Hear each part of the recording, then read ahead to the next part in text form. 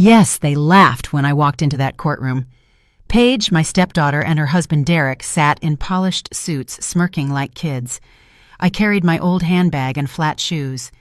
Derek nudged a friend and whispered, "Gold digger, mistress." I kept moving. I kept quiet.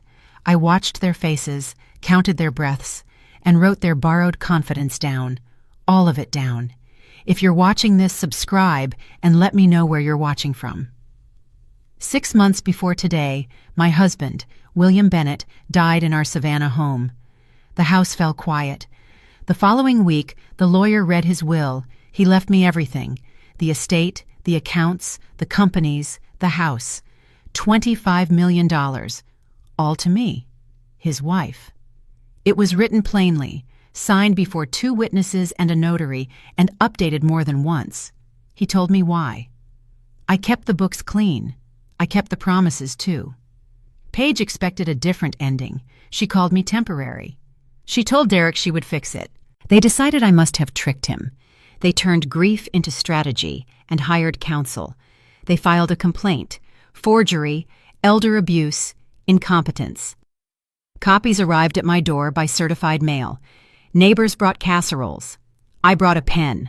I logged dates, calls, and statements. I printed our marriage certificate.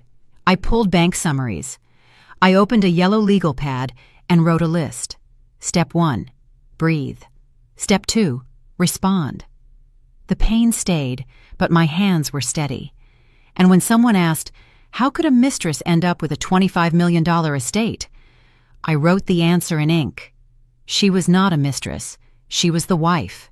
He chose competence, character, and history over noise and entitlement. The envelope sat on my kitchen table like a brick.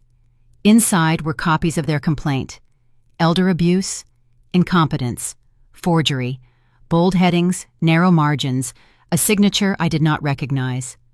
I set a mug beside the stack and read every line. Dates, claims, prayers for relief.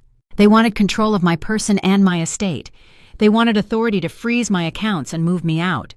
I took a breath and marked the first typo. I noted the wrong middle initial. I circled the date William was supposedly coerced, the same day he was in cardiac rehab with 2 nurses present. The coffee cooled. My hands did not. I flipped the last page and wrote one word on a sticky note: respond. In my study, the shelves held law books that once lived in boxes: evidence, procedure, ethics. A holiday card from a federal judge leaned against a brass bookend. I wiped the spines and smiled at the dust. The phone rang. Victor Lang, counsel for Paige, introduced himself with a slow, measuring pause. He said my name carefully, then delivered his line: "With no legal background, Ms. Bennett, you may want assistance." I let the silence sit. I thanked him for the call. I confirmed receipt of his filings and asked for a clean, searchable set of exhibits, numbered and dated. He cleared his throat. I waited. The bailiff called our case. The room went quiet.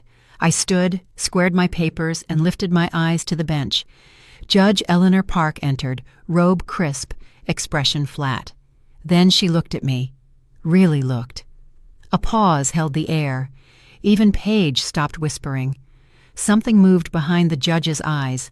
Not pity, not surprise, recognition. Her gaze softened for a shade, then reset. She turned to the clerk. "Proceed."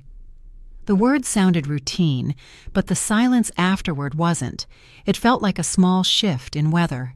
I breathed out. The past unspooled in my head: the will, the calls, the insults, the brick-heavy envelope on my table. That look told me this day would not follow their script. I lowered my hands and steadied my pen. Whatever they thought of me, gold digger, mistress, incompetent, I knew who I was. I knew what I would show. I had prepared for the standards, the evidence, and the questions, line by line, fact by fact, until their story had nowhere left to hide. I still hear his voice. The night before he died, William held my hand and said, "They'll come for you, Zara. Everything is yours. I made sure of it." His breathing was shallow, but his eyes were steady. He spoke in facts, not fear. He told me about the file in the study, the lawyer, the witness signatures, the notarization. He reminded me where he kept the affidavits from our banker and his accountant. "You've lived with integrity," he said. "Integrity scares the greedy." He asked me to remember what mattered: clarity, records, patience. He told me not to argue with people who feed on noise. "Let the paper speak," he said. I promised I would. I didn't cry that night. I watched his pulse slow under my fingers until it stopped. The room felt smaller, then strangely clean. I whispered, "I'll protect what you built." The clock ticked once, sharp and final. Later, I found the envelope he described, sealed and labeled. Inside was a list of names and numbers, written in his careful hand. It ended with a single line: "Trust yourself." I did. Grief did not make me smaller. It made my steps exact. I would follow the trail he left, document by document, until every claim met daylight and failed. The conference room smelled like paper and polish. The probate attorney cleared his throat and unfolded the will. Paige leaned forward, poised to hear her name. Derek crossed his arms and watched me, certain. "To my beloved wife, Zara Bennett, I leave my entire estate," the attorney read. His voice was steady. Paige's wasn't. Her head snapped up. "What?" The list continued. The estate, the accounts, the companies, the Savannah house. $25 million, all to me. Paige received a photo album and a pocket watch. Derek received a cufflink case, empty. Silence edged across the table. The attorney went on, noting the witnesses, the notary, the dates of prior updates. The last signature was 6 months before William's death. Capacity certified. I didn't speak. I traced the folder's edge with one finger and kept my breathing slow. The truth didn't need performance. It needed patience. When the reading ended, chairs scraped. Paige rose without looking at me. Her heels hit marble with short, angry clicks. In the hallway, she leaned toward Derek and whispered, "We'll fix this." I heard every word. Outside, the sky was clear and hot. I adjusted my bag and made a list in my head. Preserve copies, confirm records, prepare for what comes next. The attorney closed the folder and handed me copies. He reminded us that challenges require evidence, not rumors. No one answered him. The room stayed still. He did not change the will on a whim. He changed it because people showed him who they were. The first update came after Paige skipped a repayment she had promised in writing. William covered the bill, logged the date, and kept her apology. The second came after Derek mocked him at dinner for old money habits, then asked for a bridge loan that same night. William refused the loan and added a clause strengthening my authority. He updated whenever Paige showed her true colors. There was the condo HOA fine they left for him to pay. There was the emergency card that became Derek's travel card. There were messages calling me temporary, as if a marriage could be erased by attitude. William kept a folder titled Reasons. Inside were receipts, calendar notes, and a neat list in his careful script. Next to my name, he wrote 3 words: trust, diligence, steadiness. Love is not entitlement. Love gives. Entitlement demands. He decided his estate should reward the person who protected it, not the people who treated it like an ATM. He signed with witnesses each time. He recorded capacity each time. He checked with his banker and accountant each time. When he got sick, he reviewed everything again. He asked if anything felt unfair. I told him fairness means doing what you said you would do. He nodded, underlined the clause that left me the estate, closed the folder, and kissed my forehead. He chose clarity over noise and records over rumors every time. He even told me where that folder lived in the second drawer, under wills and letters. On the final page, he wrote a note. All to Zara, for competence and character. They came sweet first. Paige called with a soft voice. A family trust would help me, she said. Derek could manage the accounts. I would not need to bother with numbers. They would take care of the main house until I felt less overwhelmed. I asked one question. Who holds the keys? Derek answered for her. I will, for now. I thanked them and said no. I told them I understood numbers well enough to run my own life. The silence on the line was sharp. Derek broke it with a laugh he did not finish. Paige said I was being difficult and should let professionals help. I told her professionals do not ask for keys before they draft papers. The call ended without goodbyes. 2 days later, a process server met me at the gate. He handed me a packet. Complaint for conservatorship and emergency relief. Allegations of incompetence, fraud, and undue influence. They wanted me declared unfit so Derek could step in. They called it protection. It looked like eviction. I set the packet on my kitchen table and poured tea. I read line by line.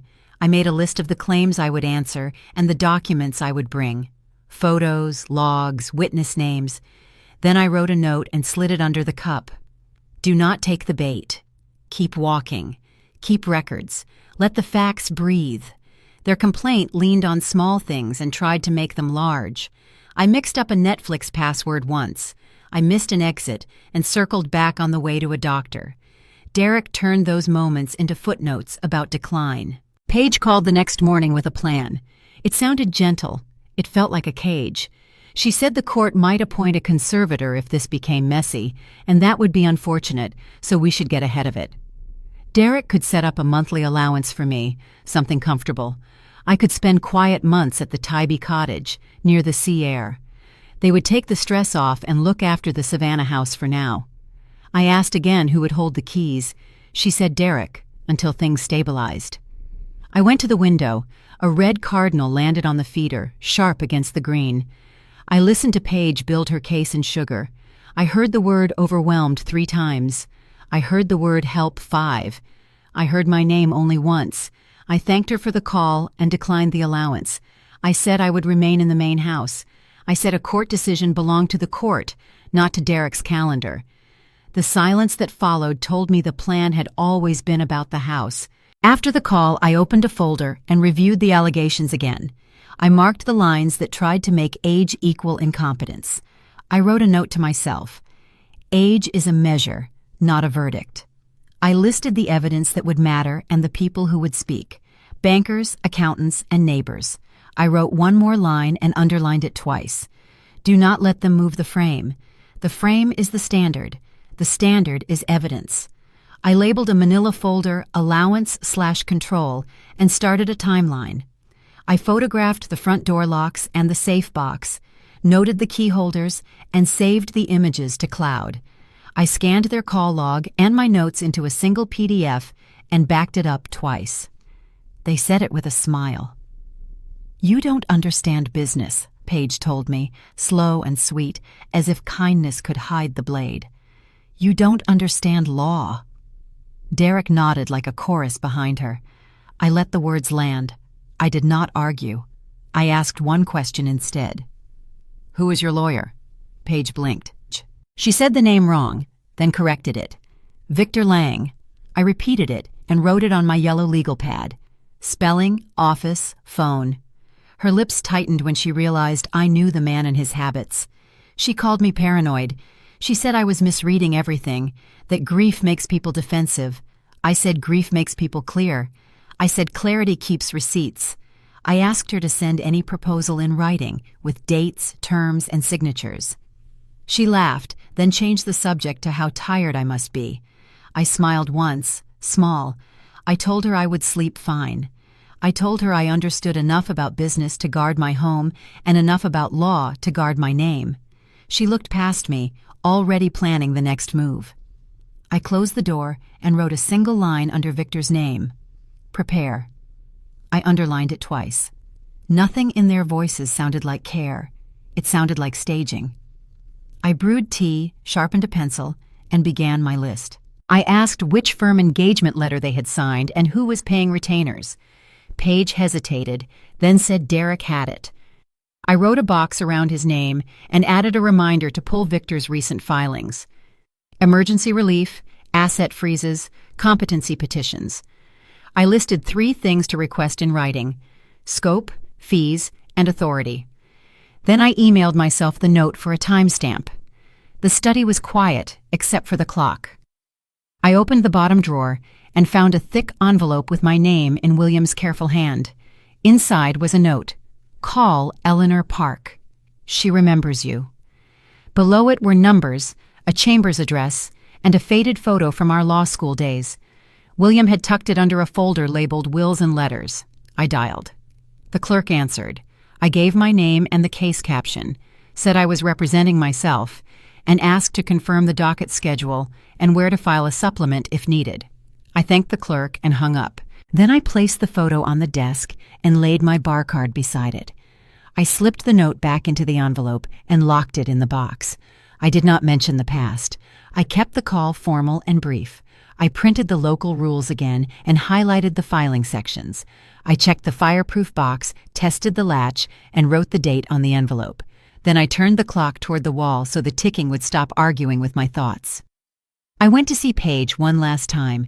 She opened the door with a smile, the kind she uses when she wants a story to travel. I let her pour tea. I let her think I was tired. I kept my hand steady on the cup and let her talk. She said I was making this harder than necessary. She said the court would step in soon and that it would be kind to avoid embarrassment. She used the word overwhelmed again. She said the Tybee cottage would be peaceful. She said Derek could handle the paperwork. All I had to do, she said, was rest. I looked at the wall of wedding photos. I set the cup down and told her a plain truth. People treat you differently when they think you are weak. They stop guarding their words. They show you what they want. So I had been pretending. I had let the list grow longer. I had taken notes she never saw. I had kept every message, every receipt, every slip. I told her I understood her labels and her plan. Move me out, hold the keys, and redraw the map. Paige blinked and asked if that was a threat. I said no. It was a reminder. I am 65, not fragile, alone in a room, not alone in the world. Kindness without respect is control. From now on, anything she wanted from me would be put in writing and reviewed line by line. She asked who I thought would believe me. I said the records would. I said records never blush. Her voice cooled. She called me dramatic. I stood, slid the chair in, and thanked her for the tea. At the door, I added one more line for her to remember. You are about to find out who I am. I walked to my car and wrote down the time, the place, and her words. Then I drove home, scanned my notes, and filed them under one word: preparation. She asked me to be reasonable. I told her, reason lives on paper. It lives in dates and signatures. In the driveway, I photographed my notes and emailed them to myself. I started the car. I called Chambers the next morning. The clerk recognized my name and asked me to hold. A minute later, another voice came on, calm and measured. This is Judge Park's office. I gave my full name and the case caption. I said I was representing myself. I said I would respect the court's time and rules. I asked one thing only: confirm the docket schedule and where to file a supplement if needed. There was a pause, then a small catch of memory. The voice asked a short question about Columbia law. I answered with a year and a classroom. Silence became understanding. Thank you, Ms. Bennett, the voice said. We have your message. I hung up and opened a fresh page titled Strategy.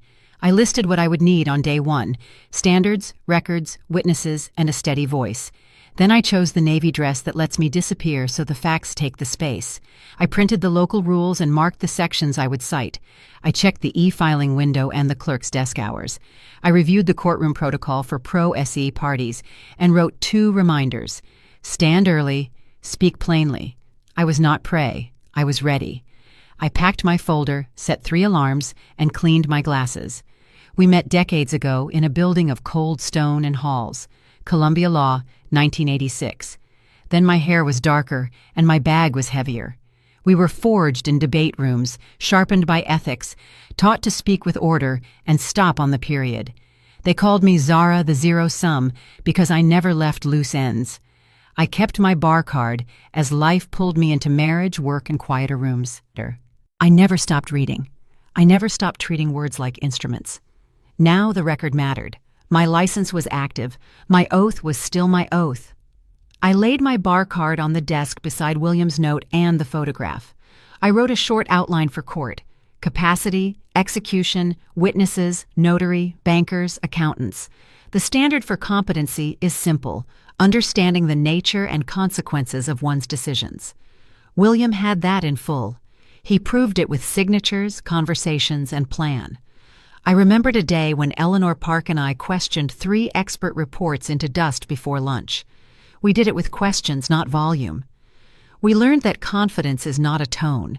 It is a file with tabs, clean copies, dates that line up. I breathed once, felt the old rhythm return, and decided to stand alone. I would not announce it yet. I would show it, piece by piece, until the room understood who had walked in. I pulled the old notebook from the shelf and found margins where I once drew boxes for cross-examination. I copied the habit and wrote cues: keep the standard visible, ask for sources, cut to dates, show the chain. I verified my license status online and printed a certificate. I folded it, filed it, and packed my bag. I built the trap in silence. I printed 2 sets of drafts, one genuine, one for bait. The genuine files lived on a drive labeled Archive. The decoy carried a single folder named Will Draft Pending. Inside, I placed blank signature pages and one harmless PDF filled with legal jargon, time-stamped at midnight. Each digital copy had markers only I could trace: a pixel in the corner, a hidden comma in metadata, a file name that read as random but spelled my initials backward. They were honey tokens, designed to sing when stolen. I left the decoy USB in plain sight, next to the printer, under a yellow legal pad. I knew Paige checked my study when I wasn't home. She had done it before. That evening, I watched her reflection in the glass door as she lingered there too long. When I returned, the USB was gone. I wrote the time, the date, and her car's license plate. I emailed myself the note: automatic timestamp, unalterable. I smiled once, faintly. The first move was theirs. Tonight I studied Victor's filings and built my frame. I set my yellow legal pad in the center of the table and wrote 4 headings: capacity, execution, witnesses, notarization. Competency is about understanding the nature and consequences of a decision. It is not about passwords, missed exits, or a quiet day. I pulled William's medical release, his evaluation dates, and the discharge summary that cleared cognition months before he signed. I listed the 2 neighbors who saw him discuss gifts and the paralegal who scheduled the signing.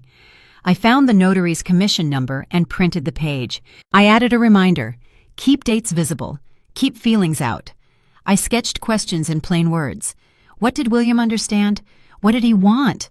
Who explained the documents? Who watched him sign? I kept the questions short so they would land like stones. I printed the statutory language and taped it to the margin. I flagged the case that reminds courts the bar is high when family seeks control. Clear and convincing. Not a hint, not a hunch. I chose the navy dress that lets me disappear in a room full of suits. I set my bar card on top of the folder and practiced saying my name, my role, and my requests.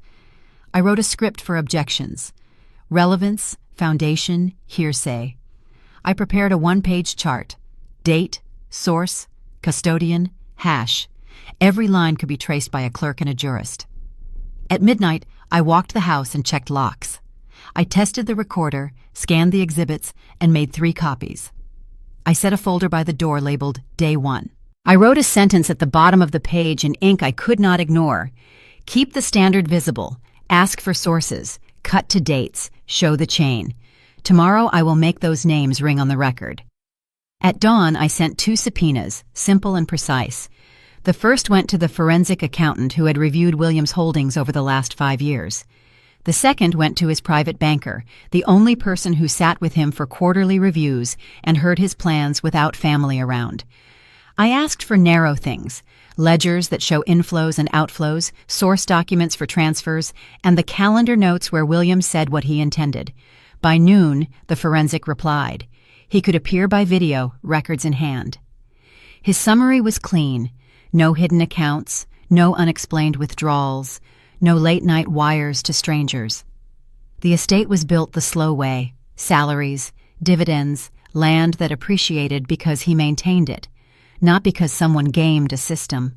He would bring charts that any layperson could read. The banker called after lunch. She remembered William's habit of placing both palms on the table before saying anything important. In 3 separate meetings, he told her the same sentence, "All to Zara." She noted it each time and asked the compliance officer to initial the page. The bank kept those notes in an electronic vault with audit logs. She could authenticate the entries live in court. She also had the meeting schedule that matched the updates to his will. I printed confirmations, marked the dates, and listed them on my 1-page chart. Source, custodian, method, hash. When counsel argued I was manipulating, I would answer with receipts and the people who kept them. I added travel instructions, witness fees, and a backup plan in case the video link failed. That evening, I practiced direct examination aloud. Short questions, no speeches. Please state your name and role. What records did you review? What objective indicators did you rely on? What did William say about his estate plan? I would end with one sentence the jury box would remember even without a jury. Documented, all to Zara. I filed proofs of service with the clerk and emailed courtesy copies to opposing counsel, time-stamped and indexed. Chain of custody would not wobble on my watch. Every hand that touched a page would be named. The neighbor 2 doors down kept a ring camera pointed at the sidewalk and my front gate. I knocked, introduced myself, and asked for a narrow window. Midnight to 2 a.m. on the night the mystery envelope appeared. He scrolled, paused, and looked at me before pressing play. The timestamp showed Paige stepping out of a rideshare at 12:41 a.m., crossing the gate line with a flat envelope in hand, then hurrying back to the curb. The frame caught Derek in the car, tapping his phone. I asked for a copy and brought a new USB still in its wrapper. We downloaded the clip with the hash printed to screen. He signed a short declaration stating the camera was his and the clip was unedited. I walked home with the drive in my coat pocket, wrote the time, and placed it in a zip bag labeled with my initials. Next, I went to the pharmacy. I requested the transaction log that showed my refill time that week and the technician's initials on duty. The clerk printed the report and stamped it with the store's date and location. The time matched the window when Paige claimed I was wandering. I thanked the clerk and asked for a 1-sentence statement confirming the timekeeper system and the shift roster. At my desk, I started the chain of custody form. Source, date, time, custodian, storage, and checksum. The ring file went into a fireproof box. The pharmacy log was scanned, hashed, and stored in a read-only folder. I burned a second copy to a disk and wrote the hash on the label in black ink. Then I took photographs of the forms beside the media and mailed myself the images for a third-party timestamp. Timestamps don't lie. People do. In the quiet, I felt anger slide into precision. I would not argue personality. I would show dates, hands, and locks. When their story tried to swell, the numbers would pin it to the table, neat and still. Day 1 moved like a clock. I stood when called, stated my name, and sat with my pen aligned to the page. Victor rose and spoke in smooth sentences about decline, confusion, and manipulation. He pointed to Netflix passwords and wrong turns as if they were diagnoses. He described me as a grifter in plain clothes. He asked the court to order a competency evaluation and to grant a temporary conservatorship so Derek could protect the estate. I let him talk. I did not object to adjectives. I wrote nouns. When he asked for an asset freeze, I noted the accounts he named and underlined his lack of exhibits. When he gestured toward Paige as a model of concern, I wrote the date of her last repayment. Never. I watched Judge Park's pen. It moved when Victor recited feelings. It stopped when he reached for facts he did not have. When the judge asked if I wished to make an opening, I stood. Briefly, I said, this case rises and falls on evidence. The estate plan was executed with witnesses and a notary. There is no medical record of cognitive impairment, no psychological evaluation, and no proof of undue influence. I will show the court objective records that speak for themselves. I sat. Victor requested a continuance to gather more materials. The court denied it. He then renewed his request for a temporary conservatorship. I said only, Respectfully, there is no emergency beyond their impatience. The judge scheduled witnesses for the afternoon and reminded counsel that filings without proof invite consequences. I felt the room exhale. The story they rehearsed in private began to thin in public. Let them talk. Let the record answer. Victor began with a stack of adjectives and a handful of anecdotes. I waited until the judge turned to me. "Ms. Bennett," she said, "what is your response to the request for a conservatorship and competency evaluation?" I stood with my yellow pad open to the page marked Standard. Your Honor, when family asks a court to seize a competent adult's decisions, the burden is high, clear and convincing, not suspicion, not discomfort. The law asks for proof that the person does not understand the nature and consequences of their decisions. Here, there is none. I raised Exhibit A. No medical evidence, I said. No psychological evaluation. No concrete proof.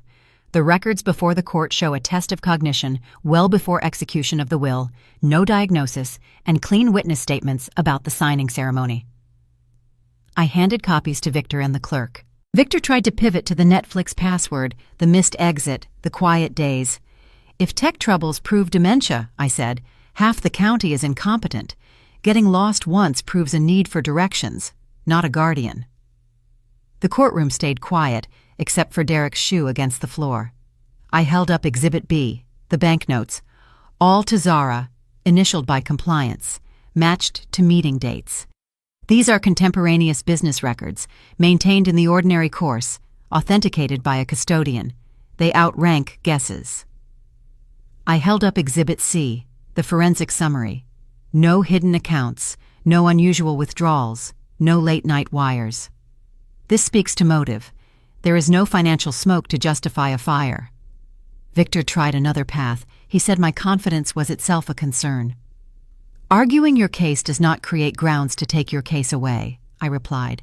If defending yourself made you unfit, no one could ever defend themselves. The judge leaned forward. Counsel, where is your evidence that meets the burden? Victor shuffled a stack and mentioned red flags. The judge waited. Silence took a seat. He had no doctor, no psychologist, no witness from the signing who claimed coercion. He had sentiment dressed as proof. I closed my pad. This court is being asked to replace evidence with adjectives. The statute requires more. I kept my voice low, my sentences short. No medical evidence, no psychological evaluation, no concrete proof. The words landed like a metronome. Behind me, someone cleared a throat. In the gallery, Paige's hands worried the strap of her purse. The judge wrote for a long moment. Ms. Bennett, she said, you may proceed with your exhibits for the record. I nodded and handed up the chain of custody forms, sources, dates, custodians, checksums, and the clerk clipped each to the right packet. Victor renewed his emergency request. The judge shook her head. On this record, there is no basis for a temporary conservatorship. She set the afternoon for testimony and reminded counsel that speculation is not evidence and adjectives are not affidavits. The room adjusted to that gravity. Afternoon light reached the seal and turned the paper on counsel's table bland. Victor called Paige. She spoke of worry and confusion, of my wrong passwords and missed exits. She dabbed her eyes and looked to the gallery to see if grief would do what evidence could not. I watched her hands, steady, dry, practiced. When the judge asked if I wished to add anything, I reached into my folder and placed a small blue card on the lectern. The plastic was worn, the letters were not. Zara Whitmore Bennett, it read, member of the bar since 1986. The room shifted. Victor blinked. The clerk's pen stopped. Paige turned toward Derek, waiting for a cue that did not come. The judge leaned forward, and recognition crossed her face like a line drawn by memory. Ma'am, is that really you? It is, Your Honor. Columbia Law, class of '86. Silence took the room. Paige's expression froze mid-pose. Derek's thumb fell still on the table. I did not smile. I let the fact sit where everyone could see it. "Noted for the record," Judge Park said. "Proceed." I slid a stack to the clerk. Banknotes with compliance initials, the forensic summary, the chain of custody forms, the ring clip, the pharmacy log. Tabs marked source, custodian, and hash. I did not explain. The paper explained itself. Victor tried to recover. "This only proves she is controlling and litigious," he said. "Our concern is manipulation." "Counsel," the judge said, "concern is not proof. Show me evidence or sit down." "May I question Paige briefly?" I asked. Granted. I kept the question short. "Who asked the banker to initial the notes?" She didn't know. "When did you repay the last loan?" She said there were gifts, not loans. "Whose key opens my safe box?" She denied having one. "Who stepped from a rideshare at 12:41 a.m. with a flat envelope at my gate?" Silence. "Would the ring video refresh your recollection?" "Objection foundation," Victor said. I handed him the chain of custody form with the hash and custodian's declaration. He sat without a word. I faced the bench.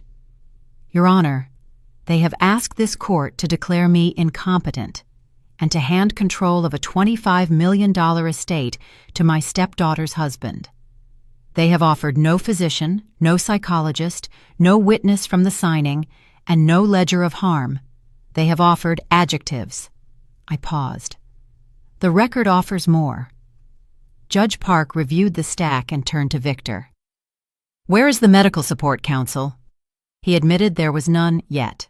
The judge wrote on her pad. The gallery exhaled. "One final point," I said, touching the blue card without lifting it. "I am capable of representing myself, and I am doing so. But even without this card, the record would look the same. Witnesses, notary, capacity, business records kept in the ordinary course, chain of custody that names every hand. Georgia law does not punish a widow for keeping her receipts." A murmur rose and fell when the judge raised a hand. "The exhibits are admitted for today's motions," she said. "We will reconvene after a short recess." The gavel touched wood once. As I gathered my folders, Paige stared at the blue card as if it were the source of gravity. Derek leaned in and whispered something that never reached his own ears. I walked past the door where they had laughed that morning. It did not laugh back. Outside, the river wind cut through the heat, sharp enough to feel like air returning. William's last line returned with it. "They'll come for you. Everything is yours." I kept walking. They tried to turn life's small stumbles into a diagnosis. I let them finish, then stood. If tech troubles mean dementia, half the county over 50 is incompetent. A missed exit is a wrong turn, not proof of decline. Confusion is not a clinical term unless a clinician says so. The court looked for medicine, not rumor. Judge Park asked the only question that mattered. Where is the medical evidence? There was none. No neurologist, no psychologist, no chart, not even a primary care note. I held Exhibit A again and spoke slowly so the record would breathe. Cognition tested before the will, normal. Witnesses at the signing, consistent. Notary present, commission valid. Dates that align, signatures that match. Victor reached for adjectives. I reached for nouns. He said fragile. I said capacity. He said overwhelmed. I said understanding. He said unsafe. I said consequences. The law measures comprehension, not convenience. Feelings can fill a hallway. They do not fill a burden. I told the court something else, plain and clean. I had presented myself quietly for months. I did not mislead about facts. I let people reveal their conduct. It was not a medical test. It was a test of respect. And respect, unlike lab results, leaves traces in messages, in keys, in who holds a door and who takes one. Paige stared at her hands. Derek watched the floor. Victor tapped his pen and found no doctor behind it. I did not raise my voice. I kept my sentences square and short. I reminded the court that competency is the ability to understand the nature and consequences of decisions. I reminded the court that age is a measure, not a verdict. Judge Park wrote for a long moment. She repeated what the statute demands, clear and convincing proof. Then she looked at Victor and asked if he wished to call a physician. He did not. The silence that followed felt like a corridor closing. I returned to my seat, 1 page lighter, 1 point heavier. The record would not blink. Recess turned the hallway into a theater of whispers. Victor intercepted me near the water fountain, palms up, voice soft. "No one wants this to drag on," he said. "We can resolve this privately, a limited stipend, a caretaker on paper. The house under Derek's management for now. You keep the cottage. Everyone saves face." He waited for relief to show on mine. "We are past that point," I said. "If this matter could live in the dark, it would never learn to stand in the light." He leaned closer, dropping his volume as if truth had ears. "You will look unkind," he warned. "People respect compromise." I shook my head. People respect fairness, and the forum for fairness is open court. I told him any offer belonged on the record, in writing, with dates and signatures. He pushed a card forward. I did not take it. "Counsel," I added, "adjectives are free. Evidence is not." We returned to the courtroom. The bailiff called order. Victor moved for a continuance to obtain unspecified materials and to revisit settlement discussions. Judge Park asked what had changed since the morning. Nothing had. She denied the motion. He pivoted and renewed his request for a temporary conservatorship, calling it minimal, respectful oversight. The judge looked down the bench. "There is no emergency basis," she said. "Proceed with witnesses." He called Paige. She stepped to the stand in a dress the color of apology and swore to tell the truth. Victor invited her to describe my decline. She spoke about the wrong password, the missed exit, the quiet afternoons. Then she shifted to feelings, to grief, to how hard everything had been for her father. Her voice wavered at the right moments. Her eyes never reddened. I let her finish. When the judge nodded, I rose with a single sheet in hand. "Ms. Bennett, when did you last repay any money your father lent you?" She paused. "They were gifts," she said. I read a date and an amount from the ledger. "Is there a receipt of repayment?" "I would have to check," she said. I asked who holds the keys to my safe box. "I don't," she answered. I asked who stepped from a ride share at 12:41 a.m. the night the envelope appeared. Silence. "Would the Ring video refresh your recollection?" I asked. She said nothing. I handed Paige the banker's note. "All to Zara, compliance initials in the corner. Is that your handwriting?" "No." "Are those bank records kept in the ordinary course of business?" "I think so." "Do you have any writing from your father promising you the house?" "No." "Did you post online calling me a gold digger and a mistress?" "I don't remember." I slid a printed screenshot forward. "Does this refresh your memory?" She stared at the date and read her own name. Victor tried to rehabilitate on redirect, steering toward my temperament and my courtroom voice. The judge raised a palm. "Counsel, temperament is not probative of competency or undue influence." He sat down. The gallery rustled and then stilled. During the second recess, Paige approached with her phone clutched. "I'm sorry," she whispered. "This is getting out of control." I told her sorrow without repair is performance. She asked what repair looked like. "Respect, honesty, trust," I said. "No money, no keys, no backroom terms." She searched my face for softness. I left her with what I had told Victor. "If you want something, put it on paper, sign it, and bring it to the judge." We filed back in. Victor attempted one more stall, requesting time to consider resolution options. The judge checked the docket. "The court has time today," she said. "Call your next witness or rest." He called no one. The quiet landed heavier than anger. I made a brief record. The hallway proposals, the denied continuance, the absence of medical evidence, the business records authenticated by a custodian. I asked the court to mark the ring clip and the pharmacy log for hearing. The clerk stamped both and slid them into the file. I returned to my chair. The gallery murmured, then hushed. Outside, light from the high windows angled across the seal on the wall. Inside, I felt the difference between private pressure and public weight. One bends, the other holds. The call came after dark, when houses go quiet and kitchens glow. My phone lit with Paige's name. I answered. She did not speak right away. I could hear a television in the distance and the soft click of a door somewhere in her house. "I'm sorry," she said at last. "I want to fix this." I leaned against the counter and waited for the part that mattered. "Fix means change," I said. "Not a speech, not a pause. Change." She took a breath. "Tell me how." I kept my voice even. "3 things," I said. "Respect, honesty, trust." I let each word stand on its own. "Not because you love me, because you mean it." She said she did love me. I told her love is not the hard part. Love is a feeling. Respect is a rule. Honesty is a habit. Trust is a record kept over time. She said she was scared of losing me. I told her she was not entitled to manage me. I told her she was not entitled to my house, my keys, or my decisions. I told her I would meet her if the meeting had guardrails. "No money," I said. "No requests for control, no private deals. We speak plainly, we put it in writing, and we live by what we sign." Silence spread, thin and real. Then she asked where we could meet. "Public place," I said. "Daytime, 1 hour. We talk about respect and what it looks like in practice. If you want help, you ask. You do not take. If you want access, you earn it. You do not slip a key." She said she understood. I told her I would send a time and a coffee shop address by text.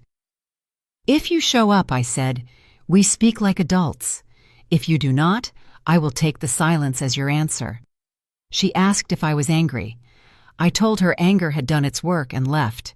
In its place remained boundaries.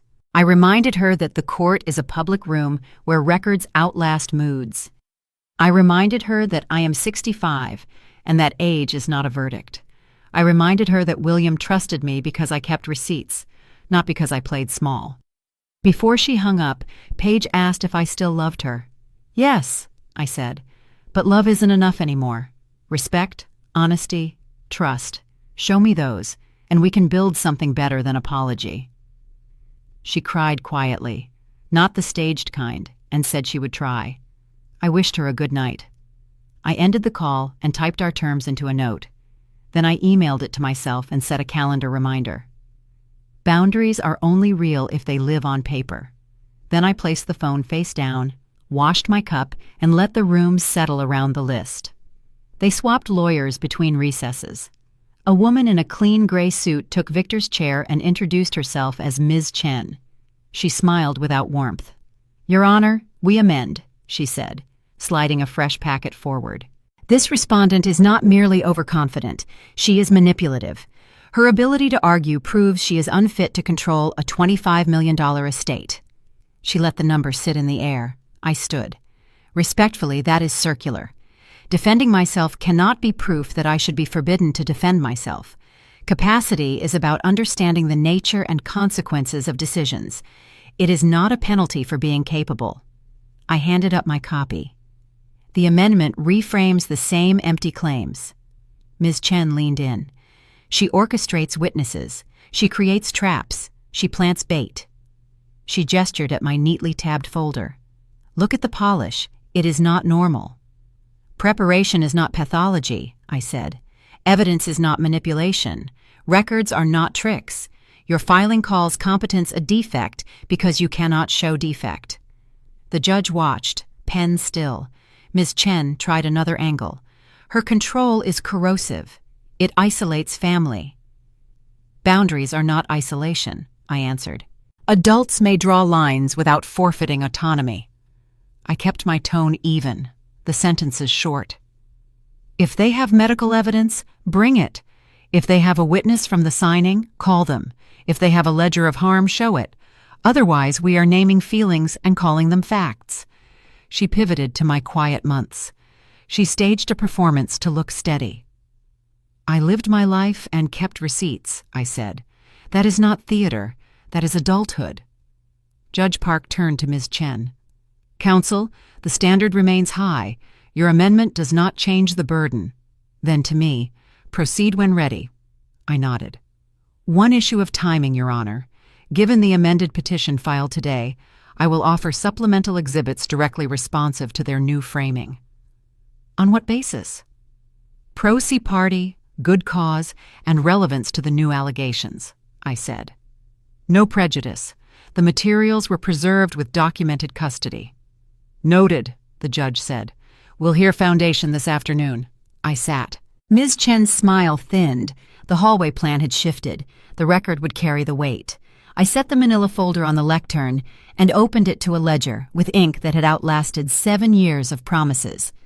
Exhibit E, I said, a running account of money advanced to Page and Derek, totaling over $200,000. I let the sum sit where the room could feel it. Each entry shows a date, an amount, a purpose, and whether repayment occurred. The last column is quiet. Ms. Chen stood. Objection, late disclosure, prejudicial. Foundation first, Judge Park said. I traced the top line with a finger. Custodian, me, source, Williams' household ledger kept in the ordinary course, corroboration, bank statements and messages acknowledging receipt. Hash values for scans are listed at the bottom. I produced copies to counsel an hour after the amended petition reframed me as manipulative. I lifted the ledger. This does not show manipulation, it shows dependence. Ms. Chen pressed.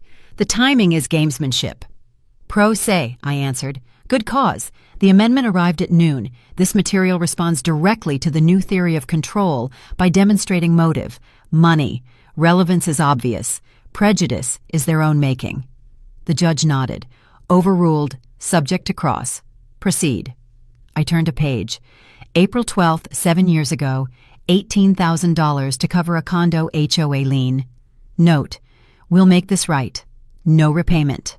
Another page. June 4, $9,500 for medical deductibles. Derek said he would reimburse. No repayment. Another.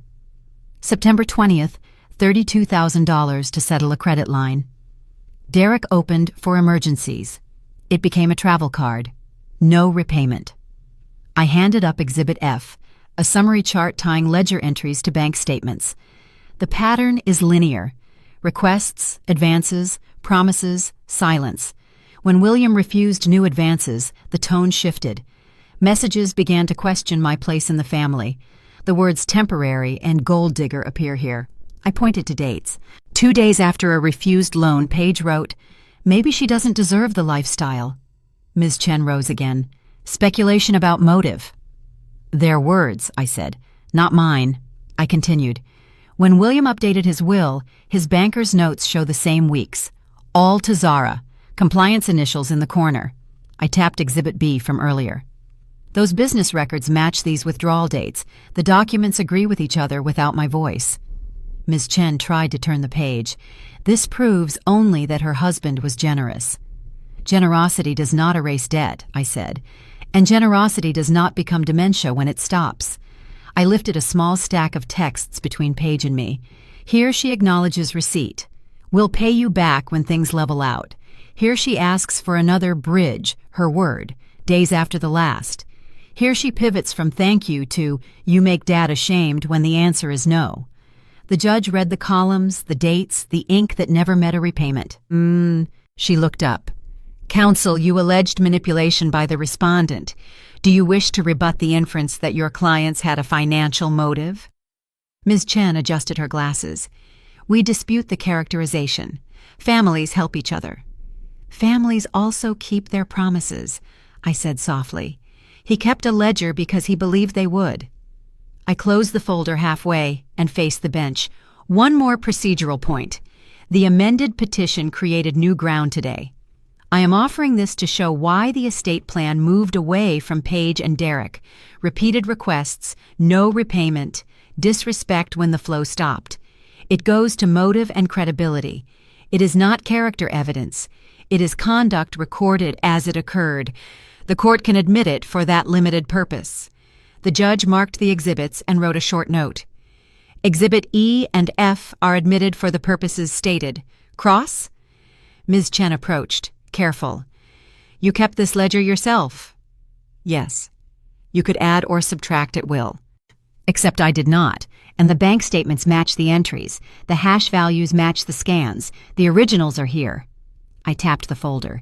You never sued for repayment. I did not, I said. He thought love would catch up with discipline. She tried a softer line. You knew this would humiliate her. I knew the record would outlast opinion, I said. She yielded for the moment. I turned back to the judge. No further on this exhibit. The second piece follows. I rested my hand on a small recorder sealed in evidence tape. Georgia allows one-party consent. I was present for a conversation relevant to their true plan. The file contains Mr. Hale's voice describing what would happen once the old bat is declared incompetent. I will lay foundation and ask to publish the audio. The gallery stiffened. Ms. Chen's posture did not. Her eyes did. Lay your foundation, the judge said. The recorder felt light in my palm. The room felt heavier than ever. I carried the small recorder to the witness stand and kept my hand steady. Foundation, I said. Make, model, serial number, listed on the back, photographed at intake. I recorded this on my property. I was present. Georgia is a one-party consent state. The file was created on April 3rd at 10:43 p.m., saved as WAV, and copied twice within 10 minutes. The original has lived in a fireproof box. The copies have matching checksums. I handed up the chain of custody form: source, date, time, custodians, storage, hashes. The clerk clipped it and nodded. Ms. Chen stood. Objection, privacy, prejudice, hearsay. Overruled as to privacy, Judge Park said. Hearsay exceptions may apply depending on content. We'll proceed and address portions as needed. I set the recorder on the wood. The voices belong to Derek Hale and Paige Bennett. The location is my hallway outside the study. The device rested under a thermostat cover, 6 feet from where they stood. You will hear Derek first. How do you know the voices? The judge asked. I've lived with them, I said, and I compared the waveforms to voicemails received from the same numbers. The forensic tech is available to authenticate if needed. Play it, the judge said. The room narrowed to a bead of red light. Then Derek's voice filled the court, casual, confident, the kind you hear when someone assumes the game is private. Derek, once the old bat is declared incompetent, we take the house. We can spin it as protective. Judges love safety. Paige, she'll fight. Derek, we make it look like care, allowance, cottage, passwords. We control the front door. We control the story. The sound carried the soft clink of a glass and the dry laugh that always followed Derek's best bad ideas. I paused the file. Marked at Oro 18. I looked to the bench. Your Honor? Continue, Judge Park said. Derek, Victor thinks we can freeze assets ex parte if we paint it urgent. Worst case, we drag her through evaluations till she quits. Paige, Dad would hate this. Derek, Dad is not here. Houses do not keep themselves. I deserve the lifestyle. You deserve the lifestyle. She married in. She can step aside. I paused. Ms. Chen rose. Objection to the word deserve as inflammatory. Sustained as to commentary, the judge said. The recording speaks for itself. I pressed play. Paige, if she's sharp in court? Derek, then we say the sharpness is the problem. She's too controlling. That makes her unfit. Old people get set in their ways. Judges see that every day. The gallery murmured. The bailiff glanced at the aisle and the hush returned. I let the file run. The next part belonged to Paige. Paige, we post the story first. People believe what they read. Gold digger, mistress. The will looks fake if the person looks fake. Derek, perfect. And we time APS to knock after the letter so it feels real. Paige, whispering, we should keep the Tybee place peaceful for her. She won't come back. I stopped the audio and let silence breathe. Marked at Iro107. Ms. Chen tried again. Your Honor, we object to publication. The probative value is outweighed by prejudice. This is a private conversation edited by an adversary. No edits, I said. I preserved the raw file and will provide the checksum live. The judge looked over the form. The chain appears intact. The statements by a party opponent are admissible. Your Honor, Ms. Chen said, we also move to exclude the phrase old bat as unduly prejudicial. The phrase is theirs, the judge replied. If they spoke it, the jury, she caught herself. The court may hear it. Proceed. I pressed play once more. The tone turned from scheming to logistics. Derek, we need keys. Does she keep the safe box key on the ring or separate? Paige, on the ring, I can borrow it. She still wants me to like her. Derek, good. And if she calls Parks Chambers, we say she's harassing the court. People her age get confused. I stopped the file and looked at Ms. Chen. Cross on authenticity? She approached, chin up. How do we know this is not stitched? The hash, I said, and the forensic tech will testify to continuity. You can ask him about noise patterns and dropouts. There are none. Ms. Chen pivoted. Isn't it true you planted bait to provoke this conversation? I lived in my home, I said. They brought the plan. I returned to the bench. Your Honor, request to publish the next minute. Granted, the judge said. The recorder clicked, the sound of footsteps. Paige's voice again, softer. Paige, what if she knows more than we think? Derek, she's a housewife with old shoes. Trust me. The file ended. I clicked the stop button and set the device down. I spoke without raising my tone. Those are their words. They do not need captions. They match the timeline of their filings, their posts, and the APS call. They match the allowance plan. They match the ring clip of Paige at my gate at 12:41 a.m. with a flat envelope. They match the banker's notes. They match the ledger. Ms. Chen tried one final angle. Even if authentic, this is ugly talk, not a plan. Then ugly talk has remarkable aim, I said. It aimed at my front door, my safe box, my cottage, and my name. Judge Park leaned toward the speaker and then back to the file. Her pen did not move. She spoke slowly, words measured out like bricks. The court has heard the recording, the portion where Mr. Hale states, quote, once the old bat is declared incompetent, we take the house, is admitted for its truth as a statement of intent. The portions discussing allowance, cottage, and APS timing corroborate the respondent's exhibits. She turned to Ms. Chen. Do you have any evidence to contradict this recording? Ms. Chen looked to her clients, who had gone still as pictures. No, Your Honor. Then we will move on, the judge said, and we will do so quickly. I gathered the recorder and set it beside the manila folder. The air in the room changed temperature. You could feel it on your skin, the way storms announce themselves. Paige stared at the table edge. Derek stared at the door. The hall where they laughed that morning felt a long way off. The river wind pushed through a crack in memory and made a sound like pages turned by a hand that would not stop. We returned from recess to a room that had learned the shape of truth. Judge Park reviewed the stack one last time. This court measures capacity by understanding and consequences, she said. What I have is witnesses, a notary, dated signatures, business records kept in the ordinary course, and a recording that reveals intent to seize control after a declaration of incapacity. Ms. Chen rose, then sat again. There was nothing left to say. The judge turned to me. Ms. Bennett, you are among the most competent, self-represented litigants I have seen. On this record, the petition for conservatorship is denied. The request for evaluations is denied. Any request to freeze assets is denied. The case is dismissed. The gavel touched wood. Sound left the room for a second. Paige stared at the grain on the table, as if it might shelter her. Derek's hands flattened into a shape that looked like surrender. The clerk stamped the word that ends storms. Dismissed. I stood. Thank you, Your Honor.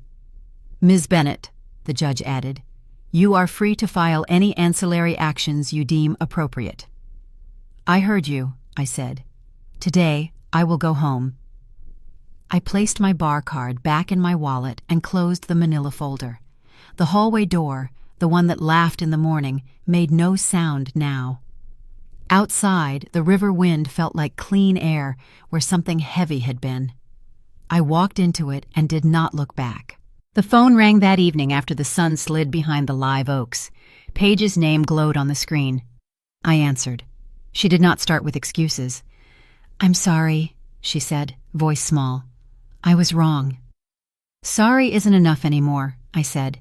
"If you want a path back, it has guardrails." "I'll take them," she whispered. "Here they are," I said. "Respect, honesty, trust, no money, no keys, no requests to manage me or my home. We meet in public. We put what we agree to in writing. We keep it." She cried, not the staged kind, and asked if there was anything left to save. "Yes," I said, "but love alone won't carry it. Respect will, honesty will, trust will. If you want those, we build them." She asked about the house. "The main house will be sold," I said.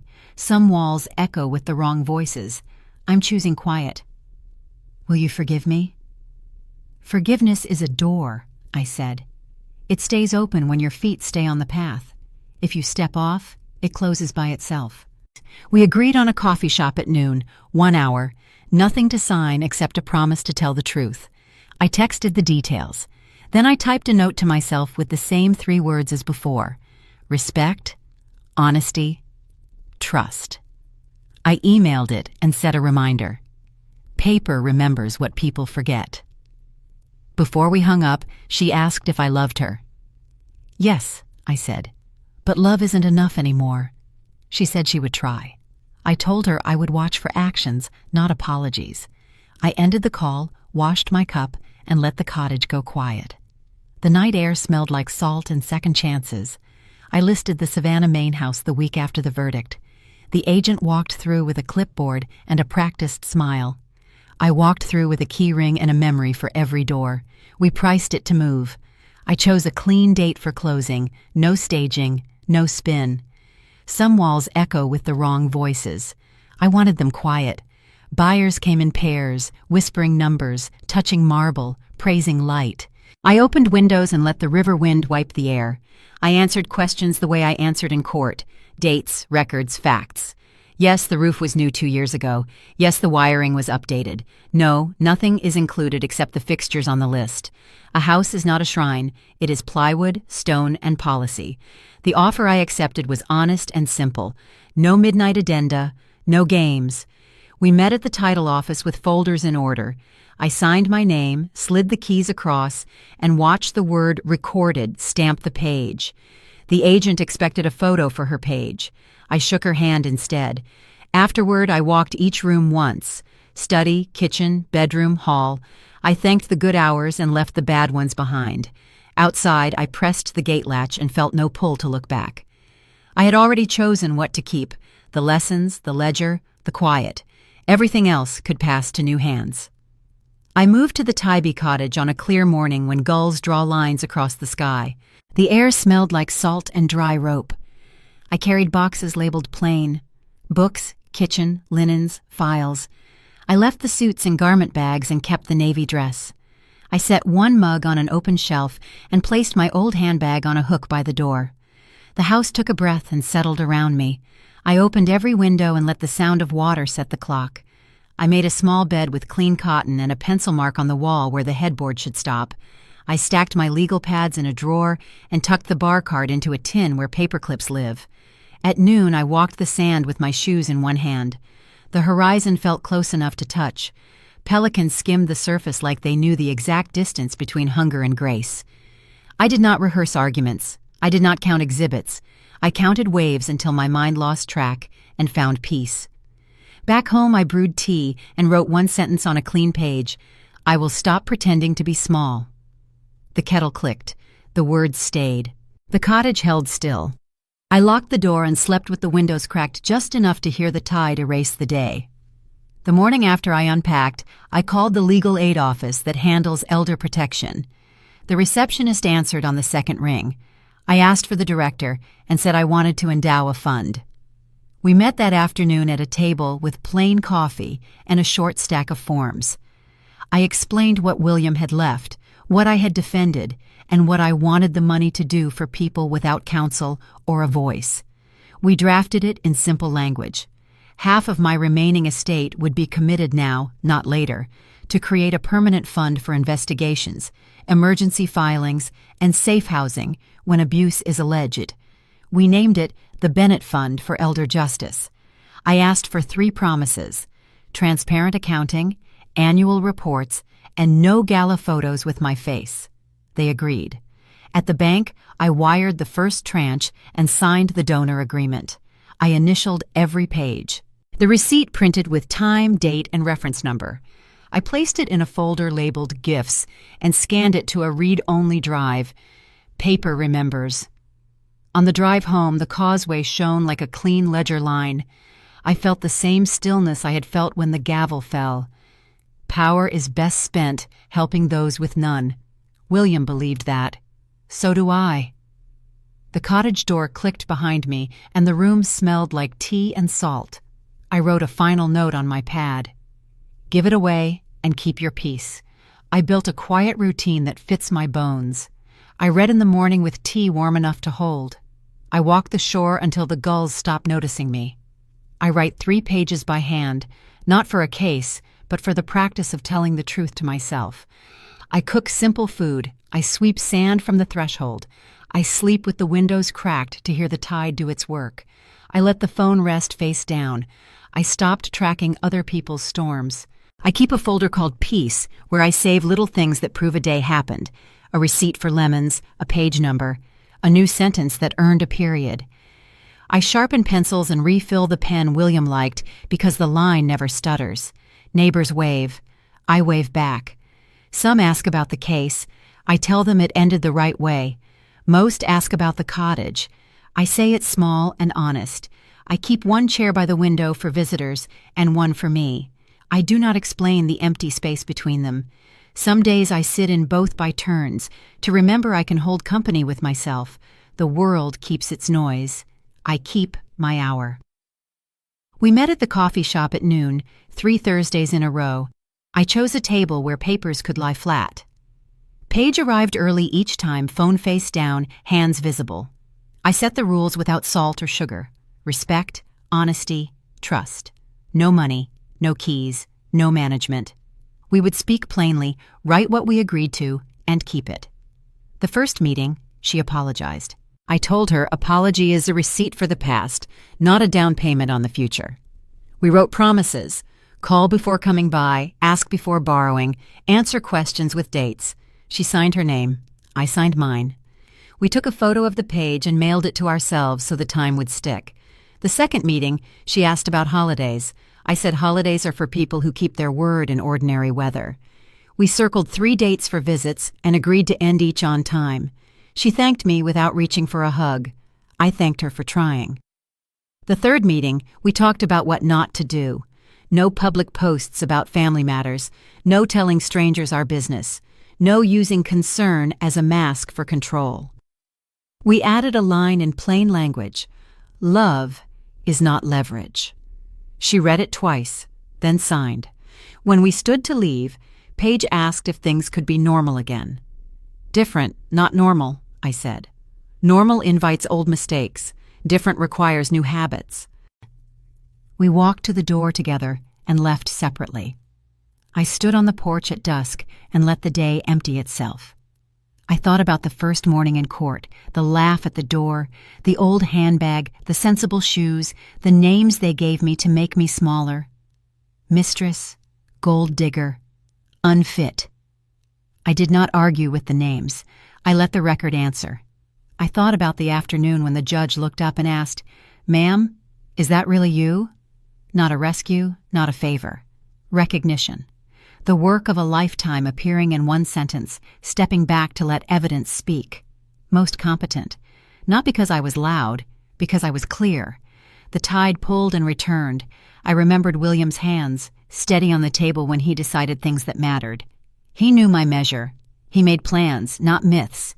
He left me the estate because I could carry it and because I would put it down where it could help.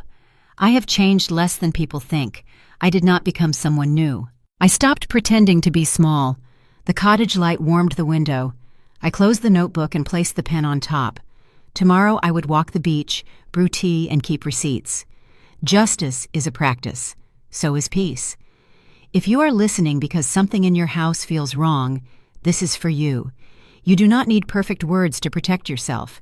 You need dates, names, receipts, and a place to put them. Keep a folder. Write what happened and when. Ask for copies. Save the proof. If you live in Georgia, remember that one-party consent allows you to record a conversation you are part of. Know your state's rules. Learn them before you need them.